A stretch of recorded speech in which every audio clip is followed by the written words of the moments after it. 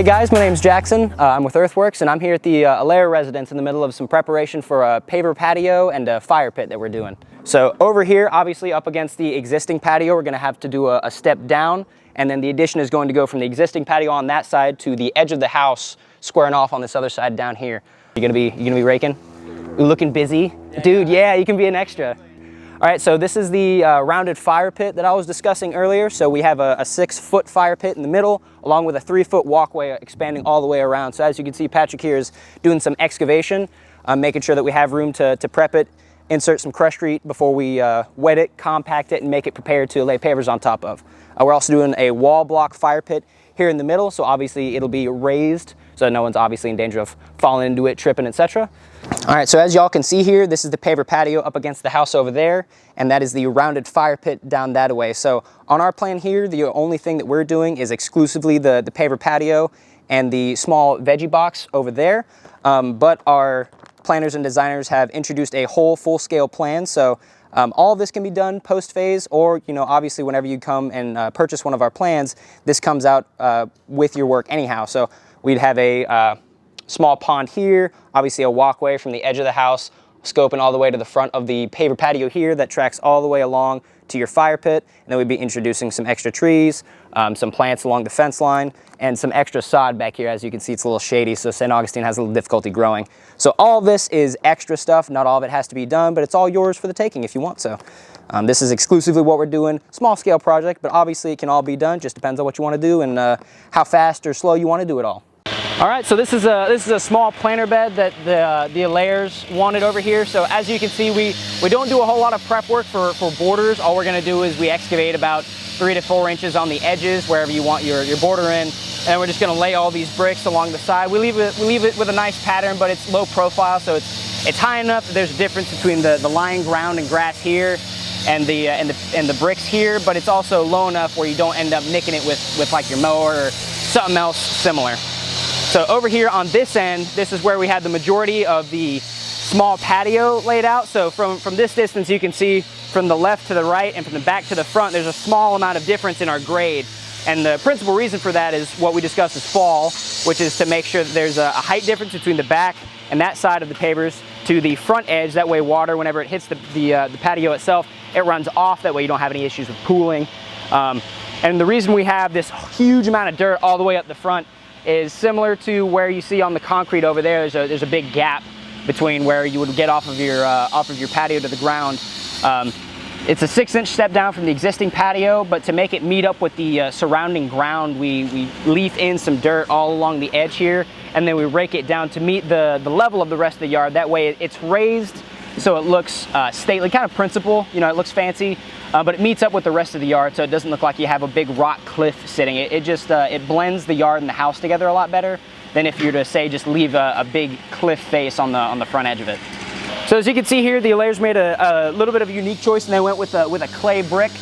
The benefit of that is as these erode, since they're one solid piece of clay, you don't ever really need to seal them. The clay is a lot more porous, so it'll absorb and breathe water a lot better than, let's say, pavers. In addition, if you need to seal them, you can, but you don't ever really need to.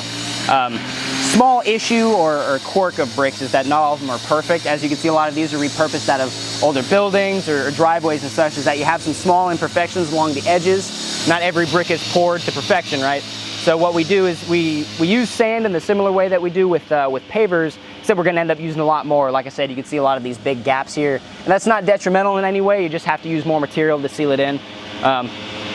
Again, almost exactly like pavers, but they end up being a little bit cheaper, and they add a much more like rustic feel to a house. It offsets the blue and the brown roof really well. So the color distinction is nice, and the homeowner likes the way they age. As these weather, they'll get shorter, obviously, but with foot traffic and rain, the height difference is going to be negligible, and it won't look any different since it's a solid clay versus, unless you seal your pavers, if your pavers get weathered over the course of, and I'm talking with many years, the aggregate will eventually show out of the top of the pavers, versus on brick, you'll end up losing, an 1/8 of an inch, but it all remains the same color. You're gonna still have that rustic brown red to everything. So it'll weather all evenly, and it'll stay one cohesive unit, rather than if you lose like a little patch from, let's say, your roof on pavers, you'll end up with a funky line. But Like I said, all pavers will weather evenly. It wears the sun well, so all these things are little differences, but all of it's good or bad, just depending on what you want. So over here, you see this is our big rounded fire pit area. So we have a 6-foot wide fire pit, and then we have about 12 foot of walkway on the outside. It's one big ring. So as you can see, the big pile of bricks here is what we consider wall block from Tremor. We use that a lot of time for a seating wall, or in this point, obviously fire pits.